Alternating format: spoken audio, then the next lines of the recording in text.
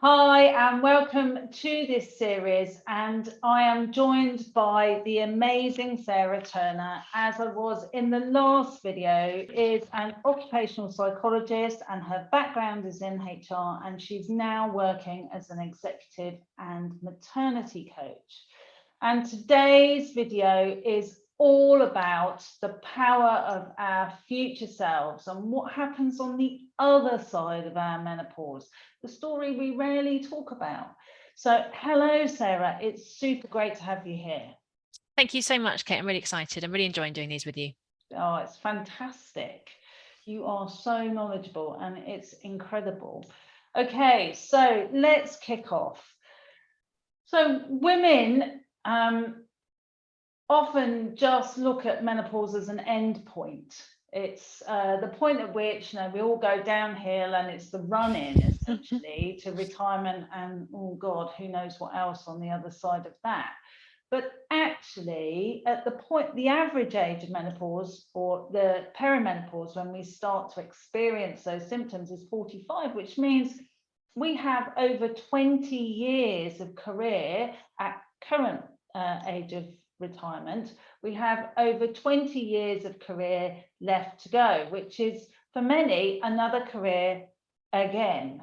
We've got time to achieve greatness in that 20 years, because let's face it, the first 20 years we were building our awareness, and in this 20 years we've got that awareness, knowledge and ability. And I think it's quite different potentially for generations now as they're coming through, compared to what their parents or their grandparents would have experienced or expected. And actually it's quite exciting when you think about it in the way that you've just shared it there, as a real opportunity here to take my career to a completely different place, and often that's what women do. And there's some research by a lady called Aviva Wittenberg Cox, which we were just talking about, and one of the words that she uses to describe your career in your 40s is about a re-acceleration, and in your 50s is self-actualisation, which I love because it's just got such a positive sense to it, such a positive feel, because actually we have much greater wisdom in our 40s and our 50s than perhaps we did when we were 20s and 30s, just kind of figuring out who we are, what we want, what's going to work for us, what we're good at. And then we're probably getting into relationships, potentially starting families. And so our attention is kind of in lots and lots of different places. But when we're in our 40s and our 50s, we've kind of done a lot of that stuff. And it's the time when we can really start to separate out ourselves again and say, okay, so actually, what do I want? And I think that's really exciting.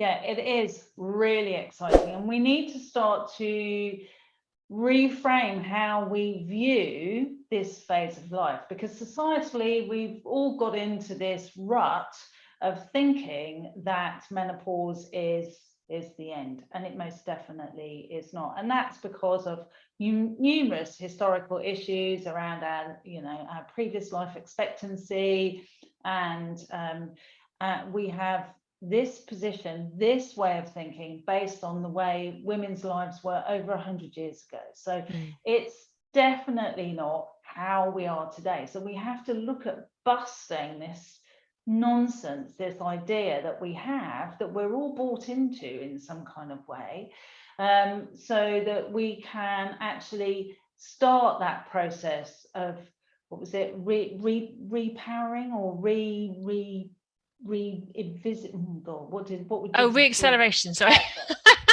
Oh.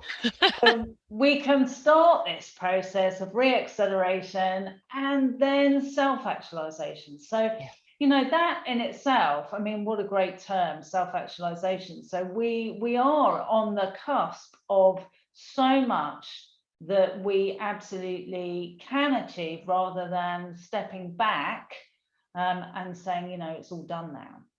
And one of the things that often comes up in my maternity coaching work with women when they've got a small baby is this sense of, well, how do I still keep my career on track? How do I still achieve and build on everything I've worked so hard on up until this point, and also be the mum that I want to be? And that's often the focus of our conversations. But I like this language of this reacceleration because I often use cars and motorways as sort of analogies. And I think about 3 different lanes on a motorway. So you can be in the fast outside lane if you want to, or you can choose to be in the middle lane or even the slow lane. You're still going to get to the same end point. You just might take a little bit longer to get there. And actually, there's something around this reacceleration that, we can shift gears. We can choose to do things a bit differently. We can choose to take that high powered job. We can choose to, do you know what? I'm going to work for myself. I'm going to set up my own business. And there's a lot of women who are doing that, isn't there? Yeah. So actually, there's a real sort of freedom, I think, that comes with this time. Yeah, I absolutely agree with you. So with the change in hormones in our bodies, what happens is that our estrogen is our mothering hormone. It's the one that, in an evolutionary sense, puts us at the back of the queue so that we can maintain relationships, we can ensure that the family unit is protected, and that we actually put our children first and us last. And as we go through the menopause, that changes. And as our hormones return to their prepubescent levels, we become our most important focus. So what we want is more important than what others want. And you tend to hear that a lot with women, where they say, do you know what, I can't be bothered with that anymore. I just can't be doing with it. It's not something I'm going to give my energy to. Yeah. Excuse me. And I think that you hear that a lot. And it is a time when women become almost laser like. Their focus points down to exactly what they want to achieve. So as you say, it is whether they go for those high-powered jobs, or whether they become entrepreneurs, or if they have a portfolio career. It's the time where women say, this is what I want, and I'm going to go out there and achieve it. Yeah. Yeah. And I think that in terms of helping women to start that process, often coaching can be a good place to start, because it creates that space for you to think out loud, to visualize, to think about goals, and to allow yourself to be really honest about, if you could wave a magic wand, what is that thing you've always wanted to do but never quite done? Is it writing a book? Is it, whatever it might be? And so really getting in touch with what really matters to you, what your values are, and actually what you want to do with this period of time in your life can be really powerful. Yeah, and I love that. That is absolutely the case. So coaching is, at this point, all about envisioning. It's about what it is that you want to achieve, because quite often through all of our life events and the way that we are as women, we bury that. We put it down the queue. We sort of say, well, do you know what? I don't know if I can, or it's not my time, or these are my life choices I've made to this point. So I've kind of cut that option off. But actually, suddenly, because you're coming to a junction, you're coming to a beginning. So menopause is both an end and a beginning. Because it's a beginning, you get to choose. And how incredible is that? Men don't get this. Women get this. We get the choice to say, this is where I'm going. This is what I'm doing. I'm changing direction, or I'm really pushing on. And coaching is perfect to help you take all those layers of historical choices away to find out what it is that you really, really want. Because trying to work that out on your own, yes, there's books you can read and there's some great ones out there, but actually having an open conversation and actually giving yourself permission to have that open and honest conversation is not something you can do really on your own. No, because you refer back to your historical choices, you refer back to the societal expectations, and what you should and shouldn't do, and what everyone expects you to do. Yeah. Exactly. Yeah. All of those things.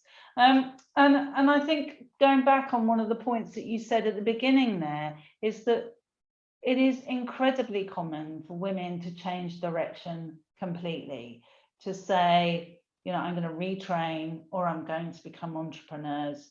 It is the time when women do that.